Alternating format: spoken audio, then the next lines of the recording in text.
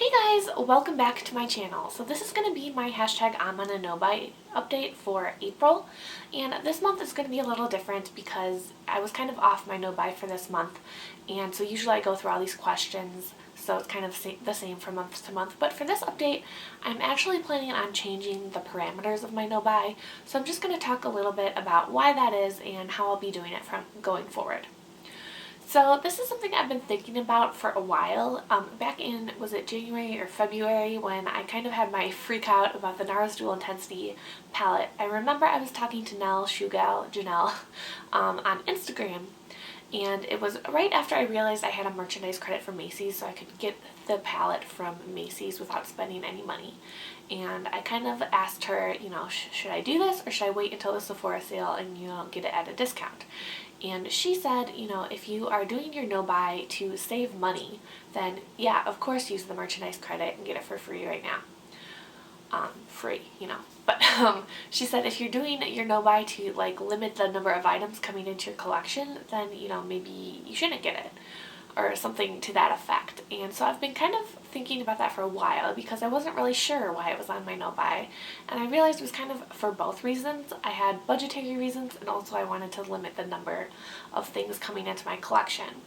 And you would think that having two reasons to be on a no buy would make it easier, but I found it made it a little harder for me because I was able to use different justifications for when I broke it a little bit. So, if I had a merchandise credit and I picked up a couple things, it didn't count because, I didn't spend any money. But then if I did buy something with my money, like when I bought the Milani matte lipstick, I only spent $3, so it was only one thing and it doesn't really count. So I kind of went back and forth using, different reasons to justify whatever I was doing. And, trying to one example I thought of to kind of explain my struggle was, say I went out to Target and I bought 10 items from e.l.f. for $10. On one hand, if it was a budgetary thing, I only spent $10, it's not that big of a deal. But on the other hand, bringing in 10 items to my collection is kind of a lot of, number of things. So, if I did something like that, I would say, oh, I only spent $10, whatever, but, then I could go out to Sephora and buy one thing for $50 and say, oh, well, it's just one item. So that has kind of been my struggle, trying to figure out if the main reason I want to be in a no buy is to save money, or if it's to reduce the number of things coming into my collection. So I thought doing a low buy where I could only buy one item per month would be really helpful because, I'd have to spend all month thinking about what item I was going to pick up that month. And I have found that I have become more mindful of what I'm buying. Thinking for 3 months about what I wanted to buy for the Sephora sale, really had a big impact on what I ended up getting, which was not very much. In January and February and even March, I was really thinking about getting a contour palette, but by the time the April sale rolled around, I had talked myself out of it, and well, with the help of you guys, I realized that's not something I really needed. So, in that effect, I feel like my no buy has really worked. Then April came, and if you saw my haul, I picked up quite a few things, way more than 4 this month, but my dad bought me 2 nail polishes and a color tattoo. I had a merchandise credit that I used to buy my NARS lipstick and the Laura Mercier palette. And I just wanted to mention, if you didn't see my weekly makeup basket right after that haul, I ended up returning the blush I had in my Sephora haul, and I exchanged it for the Laura Mercier Artist palette. So I wasn't really planning on doing that. It was kind of a spur of the moment thing, and I really like the palette, so I don't really regret it. But I want to mention that here in case you missed that video, because I know not everyone likes watching weekly makeup baskets.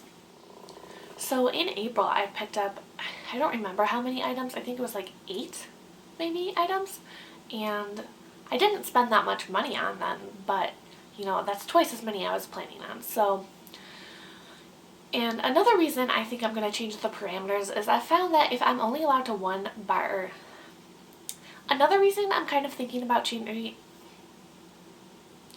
another reason I've decided to change the parameters a little bit is because I've found that if I'm only allowed to buy one item, I feel like I don't want to waste it, buying something from the drugstore that's only $4 or $5. It makes me want to buy something fancy and expensive from Sephora, which is silly because, if I want something from the drugstore, I shouldn't feel guilty for spending $4 or $5 on it, That's just the way I am. If I'm only allowed one thing, I'm gonna want it to be really good and really nice. So I've decided to switch it from, a number of items per month sort of low buy to a beauty budget. What I did is I added up everything I've bought so far this year that I spent. I didn't count any gift cards, so I added up everything I spent my own money on. So I will go over those things, tell you the total, and then tell you my year-long budget. So I bought the Milani Matte Naked Lipstick for $3.15. I got 2 Urban Decay eyeshadows that were 50% off at Ulta, so those were $18 together. I put in an order for ColourPop for $30. And just a side note, I was going to do kind of a ColourPop haul in this update, but my order still hasn't come in yet. I contacted them a couple days ago to see what the holdup was because I ordered it on April 7th, and I've made 2 other ColourPop orders and they all shipped within a week of my ordering them. And I guess it just got lost somehow and they shipped it out immediately after that. So it should be here next week and I'll just make a separate video on that. Anyway, I bought the Lipstick Queen set with 3 Saint lipsticks, and I kept 2 of them and put one in my giveaway, so that was $24. I bought the NARS concealer on sale, so that was $24.65. I got the Revlon Electric Blue Liner at Ulta on sale for $6.39, and then Urban Decay Liar for $17.61. And the Shiro Cosmetics contouring powder for $8. So far this year I've spent $131.80, which is so much less than I spent last year. So, last year I became Platinum at Ulta and Rouge at Sephora. So that will kind of give you the idea of how much money I was spending last year. So this year I'm way far from doing both those things again. So I decided that my yearly beauty budget would be $400, which is about $33 per month.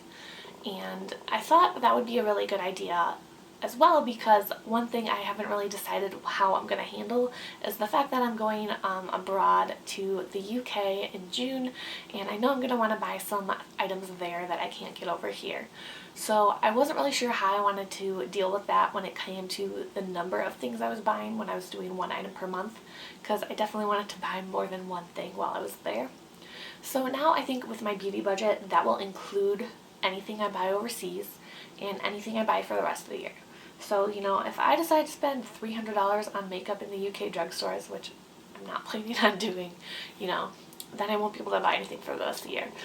But I think that having the budget and having what I buy on my vacation affect the budget for the rest of the year will kind of make sure I don't go too crazy while I'm abroad, and then will kind of leave me a good chunk of money for, the November Sephora sale and any holiday sets or deals I want to indulge in then. So for the rest of the year, I have a budget of $270, and I already have a little bit of money set aside, about $100, because I had been saving money for the Sephora sale, and I ended up using a merchandise credit for most of what I bought there, and I spent, less money. I only got the NARS concealer for $25. So I already have some money towards the rest of that budget, and I think I have a short-term savings account at my bank that I use to, save up money for certain things. So I'm gonna, put a little bit of money in there and, get it up to $270, and then that will be, where all my money comes from for makeup. So I'm about halfway there right now, and I can just transfer a little bit more, and then that will be how I keep track of my budget for the year. So from here on out, I'm still going to do my hashtag I'm on a no buy updates kind of the same way that I have been, but each month I might show you what I did buy that month and tell you the price and how far I've come in my budget and how much I have left in my budget for 2015.